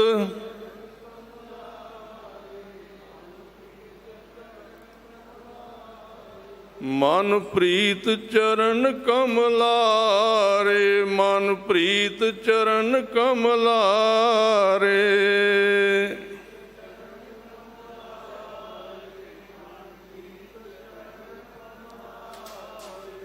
ਰਾਜ ਨਾ ਚਾਹੋ ਮੁਕਤ ਨਾ ਚਾਹੋ, ਮਨ ਪ੍ਰੀਤ ਚਰਨ ਕਮਲਾਰੇ। ਮਹਾਰਾਜ ਕਹਿੰਦੇ ਫਿਰ ਆ ਗਿਆ ਪਿੱਛੇ, ਉਹ ਵੀ ਆ ਕੇ ਇਕੱਠੇ ਹੋ ਗਏ। ਕਹਿੰਦਾ ਮਹਾਰਾਜ ਜਦੋਂ ਤੁਹਾਡੇ ਤੋਂ ਦੂਰ ਜਾਣਾ ਮੇਰੀ ਜਿੰਦ ਨਿਕਲਦੀ ਸਰੀਰ ਦੇ ਵਿੱਚੋਂ, ਮੈਂ ਰਹਿ ਨਹੀਂ ਸਕਦਾ। ਸਤਿਗੁਰੂ ਨੇ ਵੇਖਿਆ ਕੰਮ ਕਰਨਾ ਵੀ ਜ਼ਰੂਰੀ ਹੈ ਤੇ ਨਾਮ ਜਪਣਾ ਵੀ ਜ਼ਰੂਰੀ ਹੈ। ਕਹਿੰਦੇ ਮਨਸੁਖ ਕਿਵੇਂ ਚੱਲੇਗਾ? ਕਹਿਣ ਲੱਗਾ ਮਹਾਰਾਜ ਜਾਂ ਤਾਂ ਮੈਨੂੰ ਇੱਥੇ ਰੱਖੋ ਜਾਂ ਮੇਰੇ ਨਾਲ ਚੱਲੋ। ਇਹ ਬੜਿਆਂ ਨੇ ਗੁਰੂ ਸਾਹਿਬ ਨੂੰ ਕਿਹਾ ਵੀ ਸਾਡੇ ਕੋਲ ਰਹੋ। ਮਹਾਰਾਜ ਕਹਿੰਦੇ ਚੱਲਨੇ ਆ। ਬੜਾ ਖੁਸ਼ ਹੋ ਗਿਆ, ਕਹਿੰਦੇ ਆਹ ਤੇ ਗੱਲ ਹੀ ਬਣ ਗਈ। ਮਹਾਰਾਜ ਮੇਰੇ ਜਹਾਜ਼ ਚੱਲਦੇ ਨੇ, ਉਹਦੇ ਵਿੱਚ ਤੁਹਾਡਾ ਬੈੱਡ ਲਾ ਦਿਆਂਗੇ, ਉੱਥੇ ਤੁਸੀਂ ਬੈਠੇ ਦਰਸ਼ਨ ਦੇਈ ਜਾਣਾ ਤੇ ਨਾਲੇ ਵਪਾਰ ਕਰਾਂਗੇ ਤੇ ਨਾਲੇ ਦਰਸ਼ਨ ਕਰਾਂਗੇ। ਮਹਾਰਾਜ ਕਹਿੰਦੇ ਮਨਸੁਖ ਤੈਨੂੰ ਪਤਾ ਹੈ ਸਰੀਰ ਦੇ ਨਾਲ ਕਿੰਨਿਆਂ ਨੂੰ ਤਾਰਨਾ ਪਰਮੇਸ਼ਰ ਨੇ, ਪਰ ਚੱਲਨੇ ਆ ਤੇਰੇ ਨਾਲ। ਕਾਗਜ਼ ਮੰਗਾਓ, ਕਲਮ ਮੰਗਾਓ। ਜਿਹੜੇ ਸ਼ਬਦ ਹੁਣ ਤੱਕ ਉਚਾਰੇ ਸਨ, ਮਹਾਰਾਜ ਨੇ ਮੂਲ ਮੰਤਰ ਉਚਾਰਿਆ ਸੀ ਵੇ ਵਿੱਚੋਂ ਬਾਹਰ ਆ ਕੇ। ਜਿਹੜੇ ਸ਼ਬਦ ਉਚਾਰੇ ਸਨ, ਜਾਲ ਮੋਹ ਕਸ ਮਸ ਕਰ ਮਤ ਕਾਗਦ ਕਰ ਸਾਰ, ਭਾਉ ਕਲਮ ਕਰ ਚਿੱਤ ਲਿਖਾਰੀ, ਗੁਰ ਪੁੱਛ ਲਿਖ ਵਿਚਾਰ, ਬਾਬਾ ਇਹ ਲੇਖਾ ਲਿਖ ਜਾਣ। ਸ਼ਬਦ ਕਾਗਜ਼ ਤੇ ਲਿਖ ਕੇ ਤੇ ਮਨਸੁਖ ਨੂੰ ਕਿਹਾ ਮਨਸੁਖ ਤੂੰ ਆਪਣੀ ਜ਼ਿੰਦਗੀ ਦਾ ਹੀ ਸਵਾਲ ਹੱਲ ਨਹੀਂ ਕੀਤਾ ਗੁਰੂ ਦੇ ਨਾਲ ਰਹਿਣ ਦਾ, ਤੂੰ ਆਉਣ ਵਾਲੇ ਸਾਰੇ ਸਿੱਖਾਂ ਦਾ ਸਵਾਲ ਹੱਲ ਕਰ ਦਿੱਤਾ। ਮਹਾਰਾਜ ਉਹ ਕਿਵੇਂ? ਕਹਿੰਦੇ ਸਮਾਂ ਆਵੇਗਾ, ਅੱਜ ਵੀ ਇਹ ਬਾਣੀ ਸਾਡਾ ਰੂਪ ਹੈ ਤੇ ਇੱਕ ਦਿਨ ਤੇ ਫਿਰ ਸੰਪੂਰਨ ਤੌਰ ਤੇ ਪ੍ਰਕਾਸ਼ ਹੀ ਹੋ ਜਾਏਗਾ ਇਸ ਬਾਣੀ ਦਾ। ਤੇ ਮੇਰਾ ਸਿੱਖ ਜਿਹੜੇ ਵੀ ਦੇਸ਼ ਵਿੱਚ ਜਾਏਗਾ ਨਾ, ਸਿੱਖ ਬਾਅਦ ਵਿੱਚ ਉਤਰੇਗਾ ਏਅਰਪੋਰਟ ਤੇ ਮੈਂ ਅੱਗੇ ਗੁਰਦੁਆਰੇ ਵਿੱਚ ਪਹਿਲਾਂ ਹੀ ਪ੍ਰਕਾਸ਼ ਹੋਇਆ ਕਰਾਂਗਾ। ਹੁਣ ਦੱਸੋ ਕਿਹੜਾ ਥਾਂ ਜਿੱਥੇ ਗੁਰੂ ਗ੍ਰੰਥ ਸਾਹਿਬ ਦਾ ਪ੍ਰਕਾਸ਼ ਨਹੀਂ ਹੈ, ਨਿਸ਼ਾਨ ਸਾਹਿਬ ਨਹੀਂ ਝੁੱਲਦੇ। ਉਹ ਇਹ ਤੇ ਨਾਨਕ ਰਾਜ ਚਲਾਇਆ। ਇਹ ਗੁਰੂ ਨਾਨਕ ਸਾਹਿਬ ਦਾ ਰਾਜ ਹੈ, ਤੇ ਭੁੱਲੇ ਫਿਰਦੇ ਲੋਕ ਆ ਜਿਹੜੇ ਸੋਚਦੇ ਨੇ ਇਹਨਾਂ ਨੂੰ ਅਸੀਂ ਖਤਮ ਕਰ ਦਿਆਂਗੇ। ਇਹ ਇਹਨਾਂ ਦਾ ਭੁਲੇਵਾਂ ਹੈ। ਇਹਨਾਂ ਨੇ ਹਿਸਟਰੀ ਨਹੀਂ ਪੜ੍ਹੀ, ਇਹਨਾਂ ਨੇ ਇਤਿਹਾਸ ਨਹੀਂ ਪੜ੍ਹਿਆ। ਪ੍ਰਕਾਸ਼ ਨੂੰ ਕਦੀ ਖਤਮ ਨਹੀਂ ਕੀਤਾ ਜਾ ਸਕਦਾ। ਪ੍ਰਕਾਸ਼ ਸਦਾ ਕਾਇਮ ਰਹਿੰਦਾ ਹੈ। ਉਹ ਇੱਕ ਥਾਂ ਤੋਂ ਜੇ ਕੋਈ ਬੁਝਾਉਣ ਦੀ ਕੋਸ਼ਿਸ਼ ਕਰੇ, ਦੂਜੇ ਥਾਂ ਤੇ ਆਪਣਾ ਰਾਹ ਬਣਾ ਲੈਂਦਾ। ਮਹਾਰਾਜ ਕਹਿੰਦੇ, ਭਾਈ ਮਨਸੁਖ, ਆਹ ਸ਼ਬਦ ਜਿਹੜਾ ਬਾਣੀ ਸਾਡਾ ਰੂਪ ਹੈ, ਇਹ ਸਤਿਕਾਰ ਨਾਲ ਲੈ ਕੇ ਜਾਈ। ਸਤਿਕਾਰ ਨਾਲ ਲਿਜਾ ਕੇ ਇੱਕ ਸੁੱਚੇ ਥਾਂ ਤੇ ਰੱਖ ਲਈ, ਰੁਮਾਲੇ ਦੇ ਵਿੱਚ। ਤੇ ਜਦੋਂ ਸਾਡੇ ਤੇ ਮਿਲਣ ਨੂੰ ਜੀ ਕਰੇ ਨਾ, ਤੇ ਇਸ਼ਨਾਨ ਪਾਣੀ ਕਰਕੇ ਸਵੇਰੇ ਇਹ ਸ਼ਬਦ ਪੜ੍ਹੇਗਾ ਤੇ ਤੈਨੂੰ ਸਾਡੇ ਦਰਸ਼ਨ ਹੋਇਆ ਕਰਨਗੇ। ਭਾਵੇਂ ਕਿੱਥੇ ਹੋਵੇਂ, ਭਾਵੇਂ ਦੇਸ਼ ਵਿੱਚ ਤੇ ਭਾਵੇਂ ਵਿਦੇਸ਼ ਵਿੱਚ ਹੋਵੇਂ। ਮੈਂ ਤੇਰੇ ਸਦਾ ਸੰਗ ਹੋਵਾਂਗਾ, ਤੇਰੇ ਸਦਾ ਨਾਲ ਹੋਵਾਂਗਾ। ਜਲ ਥਲ ਮਈਲ ਗੁਪਤੋ ਵਰਤੈ, ਗੁਰ ਸ਼ਬਦੀ ਦੇਖ ਨਿਹਾਰੀ ਜੀਓ। ਗੁਰੂ ਨਿਰਗੁਣ ਰੂਪ ਦੇ ਵਿੱਚ ਸਾਰਿਆਂ ਦੇ ਵਿੱਚ ਹੈ। ਮਹਾਰਾਜ ਪਾਤਸ਼ਾਹ ਜੀ ਕਹਿੰਦੇ, ਸ਼ਬਦ ਰਹਿਆ ਭਰਪੂਰ ਰਹਾਓ।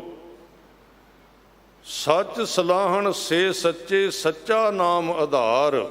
ਜਿਹੜੇ ਸੱਚੇ ਨਾਮ ਦੀ ਸਲੋਤਾ ਸਿਫਤ ਕਰਦੇ ਹਨ, ਸੱਚਾ ਨਾਮ ਉਹਨਾਂ ਦੀ ਜ਼ਿੰਦਗੀ ਦਾ ਆਸਰਾ ਬਣ ਜਾਂਦਾ। ਸੱਚੀ ਕਾਰ ਕਮਾਵਣੀ, ਸੱਚੇ ਨਾਲ ਪਿਆਰ।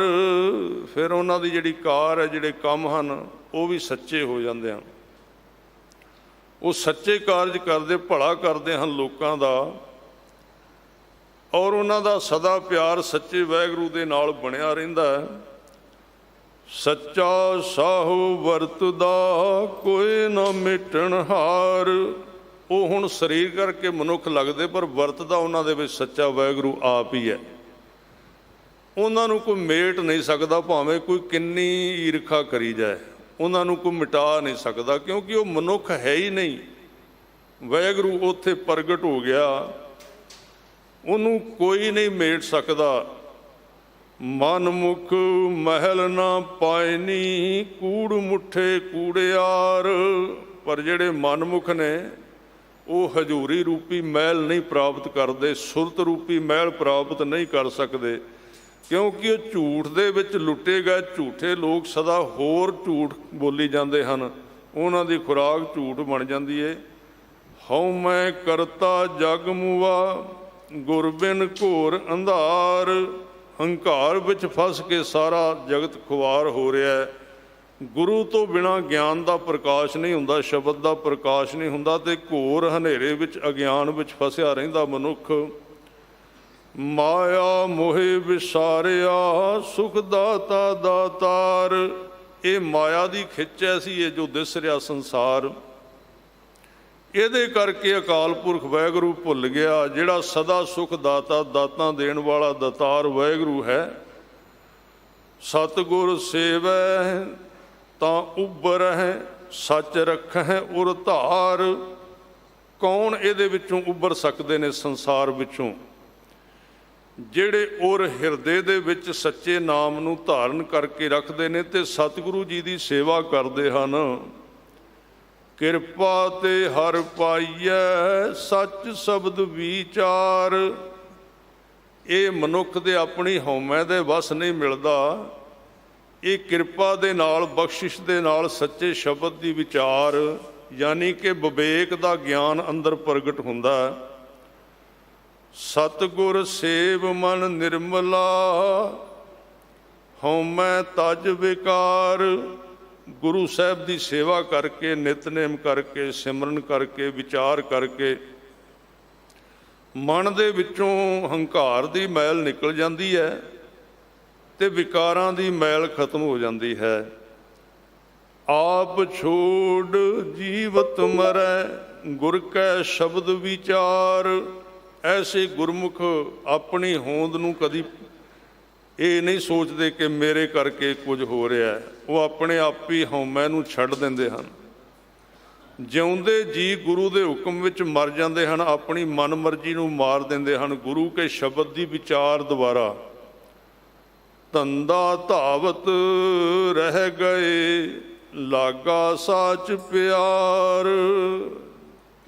ਜਿਹੜੇ ਧੰਦਿਆਂ ਦੇ ਵਿੱਚ ਉਲਝੇ ਪਏ ਸੀ ਉਹ ਗੁਰਮੁਖ ਦੇ ਜੀਵਨ ਦੇ ਵਿੱਚੋਂ ਰਹਿ ਗਏ, ਭਾਵ ਖਤਮ ਹੋ ਗਏ, ਜੰਜਾਲ ਖਤਮ ਹੋ ਗਏ, ਭਟਕਣਾ ਖਤਮ ਹੋ ਗਈ ਤੇ ਸੱਚੇ ਨਾਮ ਦੇ ਨਾਲ ਪਿਆਰ ਲੱਗਾ ਹੈ। ਸੱਚ ਰਤੇ ਮੁਖ ਉਜਲੇ, ਤਿਤ ਸਾਚੈ ਦਰਬਾਰ। ਜਿਹੜੇ ਸੱਚੇ ਨਾਮ ਦੇ ਵਿੱਚ ਜੁੜ ਗਏ ਹਨ ਉਹਨਾਂ ਦੇ ਮੁਖੜੇ ਚਮਕਦੇ ਹਨ ਉਹਦੇ ਦਰਬਾਰ ਦੇ ਅੰਦਰ। ਸਤਿਗੁਰ ਪੁਰਖ ਨਾ ਮੰਨਿਓ, ਸ਼ਬਦ ਨਾ ਲੱਗੋ ਪਿਆਰ। ਮਨਮੁਖਾਂ ਨੇ ਸਤਿਗੁਰੂ ਦੀ ਗੱਲ ਨਹੀਂ ਮੰਨੀ, ਸਤਿਗੁਰ ਪੁਰਖ ਦਾ ਉਪਦੇਸ਼ ਨਹੀਂ ਮੰਨਿਆ, ਉਹਨਾਂ ਦਾ ਗੁਰੂ ਦੇ ਸ਼ਬਦ ਦੇ ਨਾਲ ਪਿਆਰ ਨਹੀਂ ਪਿਆ। ਇਸਨਾਨ ਦਾਨ ਜੇ ਤਾ ਕਰਹਿ, ਦੂਜੈ ਭਾਏ ਖੁਆਰ। ਮਹਾਰਾਜ ਕਹਿੰਦੇ ਐਸੇ ਮਨੁੱਖ ਜਿੰਨੇ ਮਰਜ਼ੀ ਤੀਰਥਾਂ ਆਦਿਕ ਤੇ ਇਸ਼ਨਾਨ ਕਰੀ ਜਾਣ, ਦਾਨ ਕਰੀ ਜਾਣ, ਹੋਰ ਕਰੀ ਜਾਣ ਕਈ ਕੁਝ, ਉਹ ਦੁਬਿਧਾ ਹੋਣ ਕਰਕੇ ਖੁਆਰ ਹੁੰਦੇ ਰਹਿੰਦੇ ਹਨ। ਗੁਰੂ ਦਾ ਹੁਕਮ ਮੰਨਦੇ ਨਹੀਂ, ਸਗੋਂ ਆਪਣਾ ਵਿਖਾਵਾ ਕਰਦੇ ਹਨ। ਹਰ ਜੀਓ ਆਪਣੀ ਕਿਰਪਾ ਕਰੇ, ਤਾਂ ਲਾਗੈ ਨਾਮ ਪਿਆਰ। ਜਿਨ੍ਹਾਂ ਉੱਤੇ ਹਰੀ ਵਾਹਿਗੁਰੂ ਸੱਚੇ ਪਾਤਸ਼ਾਹ ਜੀ ਆਪਣੀ ਕਿਰਪਾ ਕਰਦੇ ਉਹਨਾਂ ਦਾ ਮਨ ਨਾਮ ਦੇ ਵਿੱਚ ਲੱਗ ਜਾਂਦਾ, ਨਾਮ ਦਾ ਪਿਆਰ ਪ੍ਰਗਟ ਹੋ ਜਾਂਦਾ ਹੈ। ਨਾਨਕ ਨਾਮ ਸੰਭਾਲ ਤੂੰ, ਗੁਰ ਕੈ ਹੇਤ ਅਪਾਰ। ਗੁਰੂ ਅਮਰਦਾਸ ਜੀ ਕਹਿੰਦੇ ਹੈ ਗੁਰੂ ਕੇ ਸਿਖਾ, ਗੁਰੂ ਦੇ ਪਿਆਰ ਵਿੱਚ ਜੁੜ ਕੇ ਨਾਮ ਦੀ ਸੰਭਾਲਣਾ ਕਰ। ਆਓ ਰਹਿੰਦਾ ਸਮਾਂ 2 ਮਿੰਟ ਗੁਰ ਸ਼ਬਦ ਦਾ ਜਾਪ ਕਰਕੇ ਸਮਾਪਤੀ ਕਰੀਏ। ਵਾਹਿਗੁਰੂ ਵਾਹਿਗੁਰੂ ਵਾਹਿਗੁਰੂ ਵਾਹਿਗੁਰੂ ਵਾਹਿਗੁਰੂ।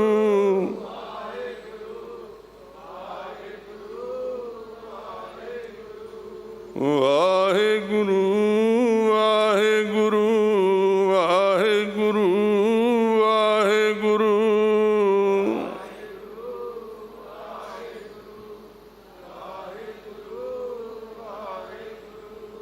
ਵਾਹਿਗੁਰੂ ਵਾਹਿਗੁਰੂ ਵਾਹਿਗੁਰੂ ਵਾਹਿਗੁਰੂ। ਵਾਹਿਗੁਰੂ ਵਾਹਿਗੁਰੂ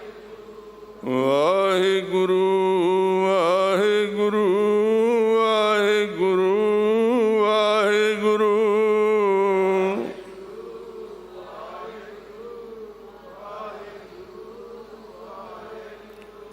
ਵਾਹਿਗੁਰੂ ਵਾਹਿਗੁਰੂ ਵਾਹਿਗੁਰੂ ਵਾਹਿਗੁਰੂ।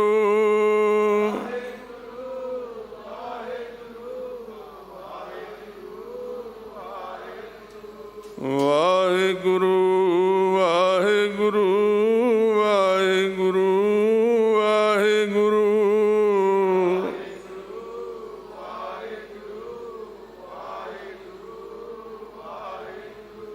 ਵਾਹਿਗੁਰੂ ਵਾਹਿਗੁਰੂ ਵਾਹਿਗੁਰੂ ਵਾਹਿਗੁਰੂ।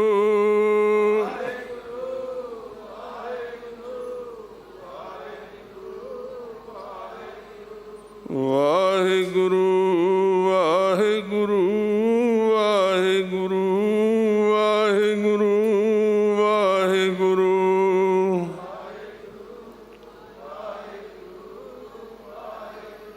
ਸੋ ਇੰਨੀਆਂ ਬੇਨਤੀਆਂ ਪ੍ਰਵਾਨ, ਭੁੱਲਾਂ ਚੁੱਕਾਂ ਦੀ ਖਿਮਾ। ਵਾਹਿਗੁਰੂ ਜੀ ਕਾ ਖਾਲਸਾ, ਵਾਹਿਗੁਰੂ ਜੀ ਕੀ ਫਤਿਹ। ਵਾਹਿਗੁਰੂ ਜੀ। ਰਾਮ ਕਲੀ ਮਹੱਲਾ ਤੀਜਾ। ਆਨੰਦ ਇੱਕ ਓੰਕਾਰ, ਸਤਿਗੁਰ ਪ੍ਰਸਾਦਿ।